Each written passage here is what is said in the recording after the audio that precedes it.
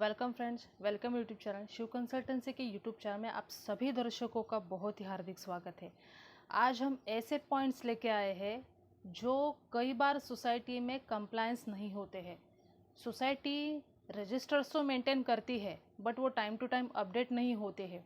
हमने देखा है कि कई बार सोसाइटीज़ में एक तो सारे पॉइंट की जानकारी भी होती नहीं है कि एग्जैक्टली क्या क्या करना चाहिए, अगर होती है तो डेडलाइन पता नहीं होती है। कुछ कुछ रजिस्टर को उनको लगता है कि हमें इसकी ज़रूरत नहीं है, बट ऑडिट होता है या कभी रजिस्ट्रार की विजिट होती है तभी उनको पता चलता है कि ये रजिस्टर तो हमने कभी मेंटेन ही नहीं किए, हमें तो इसके बारे में पता ही नहीं था।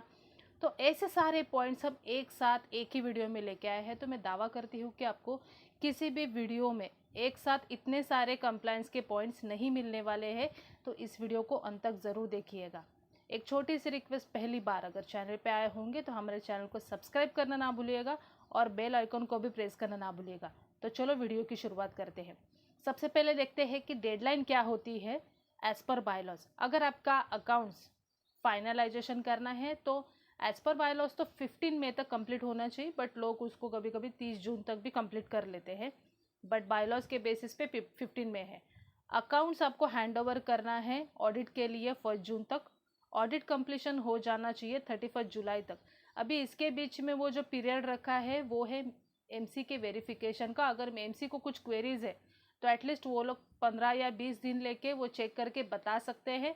और ऑडिट के बीच में 1 महीना इसके लिए रखा है, 1 डेढ़ महीना, क्योंकि उसमें भी कई सारी क्वेरीज आती है। जब तक बैलेंस शीट फाइनल नहीं होता तो वो सारा पीरियड रखने का पर्पज़ यही है कि आपका ऑडिट जो है वो स्मूथली हो।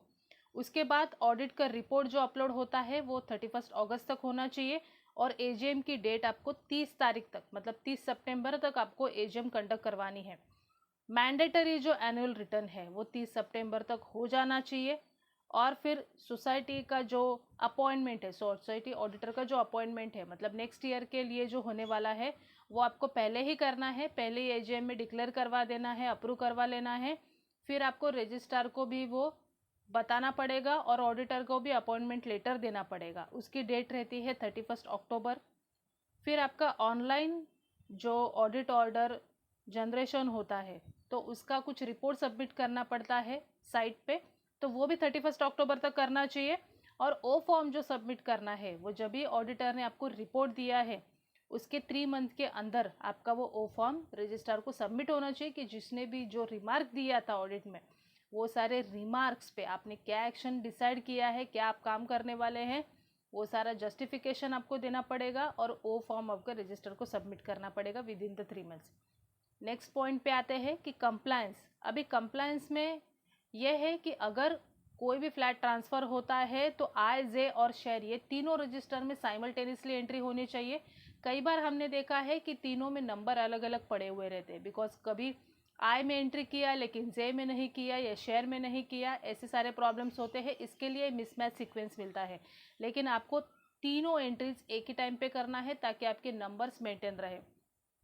आपको मेंबर वाइज फाइल मेंटेन करना पड़ेगा और उसमें सेल एग्रीमेंट से लेके जितने भी चेन एग्रीमेंट है, मतलब बिल्डर टू ओनर, वो पहला वाला एग्रीमेंट, उसके बाद अगर जितने भी ट्रांसफ़र हुए हैं तो इसके सबके chain agreement along with stamp duty आपके पास होनी चाहिए। आपको इंडेक्स 2 एक बार चेक कर लेना है उसका।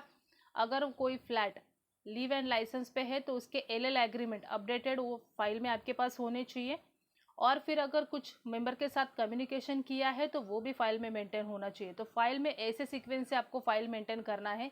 स्टैम्प ड्यूटी इसके लिए इम्पोर्टेंट है। अगर आपके सोसाइटी का कन्वेंस नहीं हुआ है और डीम कन्वेंस में जाना पड़ा तो ये सारे डिटेल आपको लगते हैं, फिर बाद में निकालना बहुत मुश्किल हो जाता है। तो बेटर है कि जब भी आपके पास एग्रीमेंट आता है तो तभी आपको चेक कर लेना है कि उसने स्टैम्प ड्यूटी पे किया है कि नहीं किया है और प्रॉपरली रजिस्ट्रेशन हुआ है कि नहीं हुआ है। ये सारे डिटेल आपके फाइल में होने चाहिए। इसके अलावा जो अदर स्टैट्यूटरी रजिस्टर्स है उसमें है प्रॉपर्टी रजिस्टर। अभी उसका पर्पज़ ये है कि फ्लैट वाइज डिटेल मिलेगा और उसकी अमाउंट क्या थी वो पता चलती है, जिससे आपके फ्लैट का वैल्यूएशन समझने में आपको आसानी हो जाती है। सिंकिंग फंड का रजिस्टर मेंटेन होना चाहिए, जो सिंकिंग फंड का कलेक्शन हुआ है और डिपॉजिट कितना हुआ है वो जानने के लिए। एसोसिएट मेंबरशिप का रजिस्टर होना चाहिए, जो भी अगर कोई एसोसिएट मेंबर है, मेंबर ने किसी ने फॉर्म भर के किया है तो आपको पता चलेगा कि कौन से फ्लैट में एसोसिएट मेंबरशिप भी दी गई है। इसके अलावा लियन रजिस्टर या मॉर्गेज रजिस्टर आपके पास होना चाहिए। उससे क्या पता चलता है कि जिस मेंबर ने बैंक लोन लिया हुआ है तो उसमें आपको समझने में आसानी होती है कि किसका लोन अभी रनिंग में है। कई बार क्या होता है कि एक लोन ख़त्म हुए बिना वो दूसरा एनओसी लेने के लिए सोसाइटी के पास आता है, तो इस रजिस्टर से आपको पता चलेगा कि ऑलरेडी उसका लोन चल रहा है, उसने उसको क्लोज नहीं किया है, फिर भी वो दूसरी जगह पे लोन लेने जा रहा है, तो ये रजिस्टर रहेगा तो ही आप उसको देख सकते हैं। इसके अलावा टेनेंट रजिस्टर होना चाहिए। कई बार क्या होता है कि टेनेंट रजिस्टर मेंटेन नहीं होता है, एग्रीमेंट ख़त्म हो चुका है लेकिन टेनेंट वहाँ पे ही रह रहा है, और अगर कुछ सोसाइटी को प्रॉब्लम आया तो उसके बाद पता चलता है कि अरे इसका एग्रीमेंट ख़त्म हो गया है। सेकेंडली, अगर नॉन ऑक्यूपेंसी चार्जेस लगाना है तो उसमें भी कंफर्म करने में कभी कभी मुश्किल हो जाती है कि नहीं इस मंथ से नहीं इस मंथ से शुरू हुआ था, तो वो सब चेक करने के लिए आपके पास टेनेंट रजिस्टर होना चाहिए। छठा पॉइंट है कि व्हीकल या पार्किंग रजिस्टर होना चाहिए। जो भी ओपन पार्किंग स्पेस है, अभी अगर गैराज या स्टील पार्किंग है तो वो ऑलरेडी अलॉट किया हुआ रहता ही है, बट ओपन पार्किंग का रजिस्टर मेंटेन होना ज़रूरी है कि कई बार कोई सरेंडर कर देते हैं, कोई घर बेच के चले जाते हैं, तो फिर वो अपडेटेड एंट्री आपके पास रहती नहीं और फिर पता नहीं चलता कि किसको कौन सा पार्किंग अलॉट किया है, तो वो सारे डिटेल सोसाइटी में अपडेटेड होने चाहिए। इन्वेंट्री रजिस्टर और एसेट रजिस्टर मेंटेन रखना है, जिससे फिर डेप्रिसिएशन वैल्यू समझने में आसानी होती है और कितने एग्जैक्टली एसेट्स अवेलेबल है, कभी परचेस किया था, वो समझने में भी आसानी होती है। ये सारे रजिस्टर जो मैं बता रही हूँ वो ऑडिट में मांगे जाते हैं, और इवन ये सारी लिस्ट आपको बायलॉज में भी मिलेगी। बायलॉज में भी बताए कि ये सारे रजिस्टर आपको मेंटेन करने हैं। इसके अलावा इन्वेस्टमेंट रजिस्टर भी मेंटेन करना है। एक तो हो गया सिंकिंग फंड, उसके अलावा अगर आप प्रिपेयर फंड को भी आपने डिपॉजिट किया है, वो रिजर्व फंड मीन्स कुछ अगर आपके पास एक्स्ट्रा मनी आया था ट्रांसफ़र के अमाउंट से या जो भी अमाउंट से, या कभी कभी टॉवर रहते हैं उसके अमाउंट से, और वो आप रिजर्व करके रख रहे हैं, तो वो सारे फंड्स की जानकारी आपको इन्वेस्टमेंट रजिस्टर से ही मिलती है। तो इसके लिए ये सारे रजिस्टर आपको मेंटेन करना ज़रूरी है। ये तो था स्टैट्यूटरी रजिस्टर के बारे में। अभी आते हैं अकाउंट्स रजिस्टर के। यहाँ पे अकाउंट्स रजिस्टर में आपको देखना है कि बैंक रजिस्टर, आपकी बैंक बुक है, ये आपकी ईयर वाइज आपके पास अवेलेबल होनी चाहिए और उसको मंथ वाइज अपडेट रखना है। बैंक रिको उसमें कंप्लीट होना चाहिए। उससे क्या होता है कि सस्पेंस एंट्रीज वगैरह रहेगी, आपके पास बैंक रजिस्टर रहेगा तो सस्पेंस एंट्री ढूंढने में आसानी हो जाती है, बैंक रिको कंप्लीटेड है कि नहीं वो भी पता चलता है। इसके साथ साथ ही same petty cash register maintain होना चाहिए। वाउचर पे सिग्नेचर और जितने भी एक्सपेंसेस किए उसके सारे डिटेल उस रजिस्टर में होने चाहिए। इनकम एंड एक्सपेंसेस रिपोर्ट आपके पास ईयर वाइज होने चाहिए। मेंबर से आपने जितना भी इनकम जनरेट किया है, मतलब हेडिंग वाइज जितना भी आपका बिल जनरेट हुआ है उसके सारे के डिटेल आपके पास होने चाहिए, क्योंकि कभी कुछ क्वेरी आती है तो आप वहाँ पे जाके चेक कर सकते हैं। ऑडिटेड बैलेंस शीट और ये जो ऑडिट रिपोर्ट है ये भी आपके पास ईयर वाइज फाइल होना चाहिए। कभी अगर कुछ क्वेरी आती है तो आपको पीछे जाके चेक करना पड़ता है कि एग्जैक्टली उसका ओपनिंग या क्लोजिंग क्या था, और अगर कभी कभी ऑडिटर बदल जाता है या फिर अकाउंटेंट भी बदल जाता है तो कई बार वो डेटा वो देता नहीं है, तो अगर ये बैलेंस शीट रहेगी तो आपको ओपनिंग और क्लोजिंग जानने में भी आसानी होती है। एक तो उसको डेटा देना चाहिए, सोसाइटी को भी लेना चाहिए, लेकिन कई बार सोसाइटी थोड़ा इग्नोर कर देती है और फिर जब भी प्रॉब्लम आता है तभी उनको समझ में आता है कि हमें वो डेटा लेना चाहिए था। तो ये सारा सोसाइटी के पास अवेलेबल होना चाहिए। बैंक बुक, ये पूरा लेजर बनाने के बाद जब भी आपका ऑडिट कंप्लीट होता है, सब कंप्लीट होता है, तो पूरा एक बुक बना के आपको सोसाइटी में रखना है, ताकि आप कोई भी कुछ प्रॉब्लम आए तो एंट्री को जाके बैक डेटेड चेक कर सकते हो। आपको जो भी वाउचर्स है वो वाउचर्स पे भी पूरे डिटेल होने चाहिए। ईयर वाइज मेंटेन तो करना ही है, बट मंथ वाइज आपको पूरे डिटेल वहाँ पे मेंटेन करने हैं। कितने एक्सपेंसेस हुए हैं उस सब के वाउचर मिलने बहुत ही ज़रूरी है। सेम पीटी कैश को भी एप्लीकेबल होता है। अभी आते हैं टीडीएस के। यहाँ पे अभी कंप्लायंस में ये टीडीएस का जो पॉइंट है, मतलब कितना आपने उसका डिडक्ट किया और कितना बैंक में डिपॉजिट किया, ये दोनों के डिटेल आपके पास मेंटेन होने चाहिए। नहीं तो फिर कभी कभी अगर वो डिपॉजिट नहीं हुआ है तो आपका वेंडर आपके पास आएगा कि तुमने डिडक्ट किया था लेकिन तुमने बैंक में भरा नहीं है। इसके साथ साथ ही जिसका भी आपने टीडीएस डिडक्ट किया है बैंक में भरने के बाद आपको उसका क्वार्टरली रिटर्न भी फाइल करवाना है। रिटर्न फाइल करवाने के डेडलाइंस में यहाँ पे दिखा रही हूँ। सीएस प्रॉपरली ये तो डिटेल मेंटेन करते हैं, बट सोसाइटी को इन्फॉर्म करना पड़ता है कि आपने किस किस के डिडक्ट किए हैं और किस किस का भरा है भरा नहीं है, वो सारे डिटेल। एक जानकारी मैं बता दूं, अगर TDS रिटर्न फाइल नहीं होता है ऑन टाइम तो अंडर सेक्शन 234E के तहत जो इनकम टैक्स का एक्ट है उसके बेसिस पे 200 रुपीज़ पर डे पेनाल्टी लगती है जब तक आप रिटर्न फाइल नहीं करते हो। तो अगर आप ये डिले करते जाते हो या कुछ भी, तो आपको ये डेडलाइंस मेंटेन रखनी है और आपको रिटर्न भी ऑन टाइम फाइल करवाना है, नहीं तो आपको खाली फोकट पेनल्टी भरना पड़ता है। तो इसका ध्यान रखिएगा।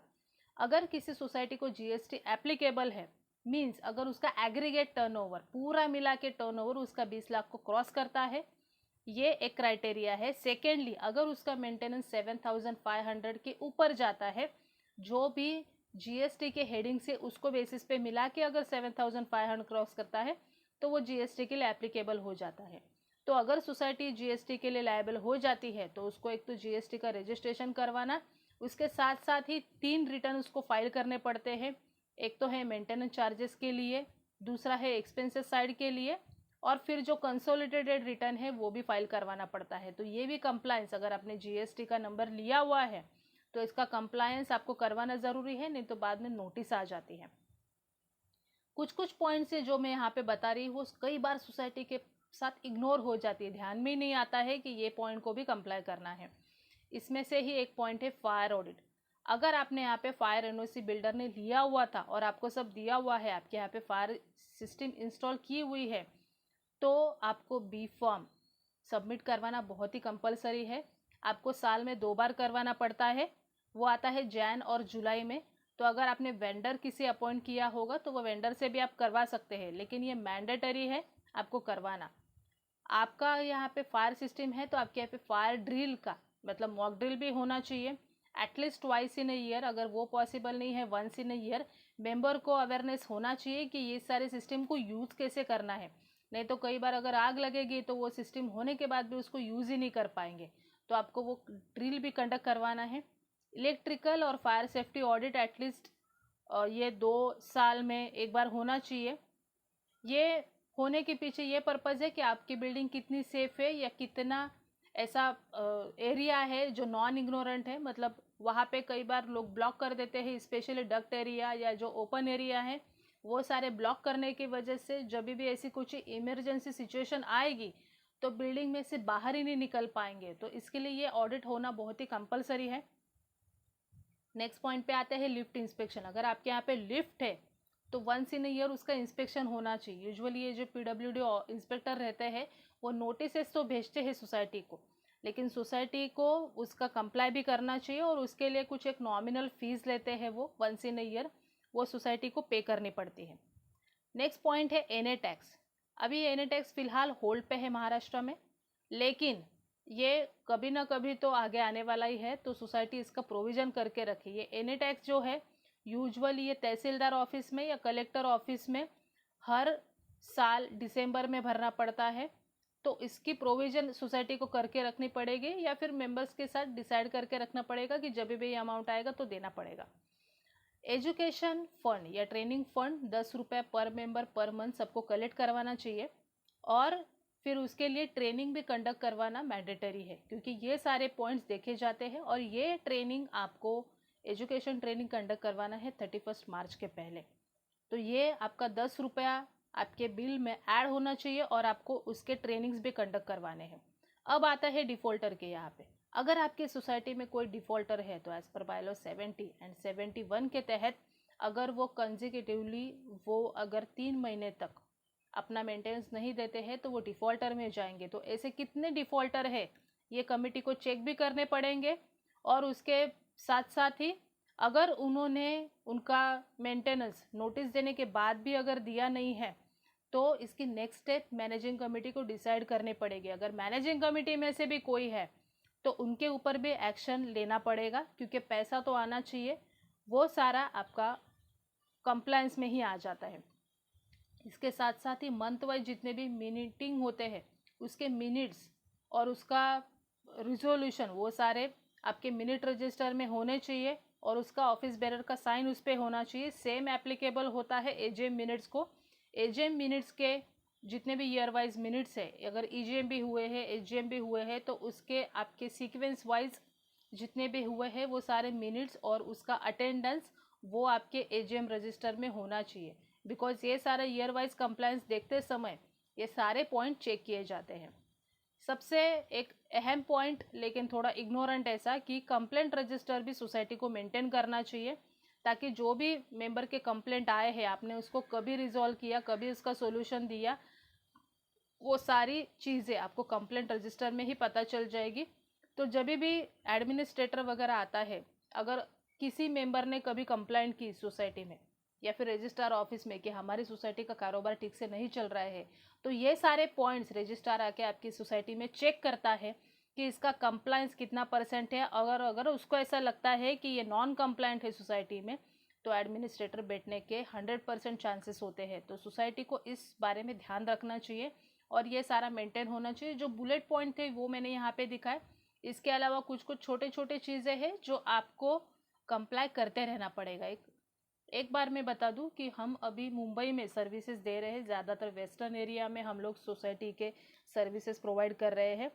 तो हमने ये अभी एक्टिविटी स्टार्ट की है कि सोसाइटी को हम अप्रोच करते हैं कि अगर आपका ये कंप्लायंस नहीं है तो आप हमें बुलाएं और हम आपका वो कंप्लायंस करवा के देंगे, और हमारे एडवोकेट या लीगल एडवाइज़र से भी आपको वेरीफाई करवा के देंगे, ताकि सोसाइटी का स्मूथनेस बना रहे है और आपको प्रॉब्लम ना आए। बाद में अगर कमिटी भी चेंज हो जाती है तो हैंड ओवर लेने के टाइम पे भी ये प्रॉब्लम आता है, तो आप ये चेक ही करवा लें और कंप्लायंस आपका ऑन टाइम मेंटेन होना चाहिए। एक छोटी सी रिक्वेस्ट जैसे मैंने पहले की थी, अगर ये वीडियो आपको पसंद आया होगा तो इसको आपके दोस्तों के साथ शेयर करना ना भूलें, क्योंकि इतना ही इम्पोर्टेंट वीडियो है सोसाइटी के लिए। और सेकेंड रिक्वेस्ट, अगर सब्सक्राइब नहीं किया होगा तो एक सब्सक्राइब तो बनता है और एक लाइक भी बनता है। So thank you for watching this video.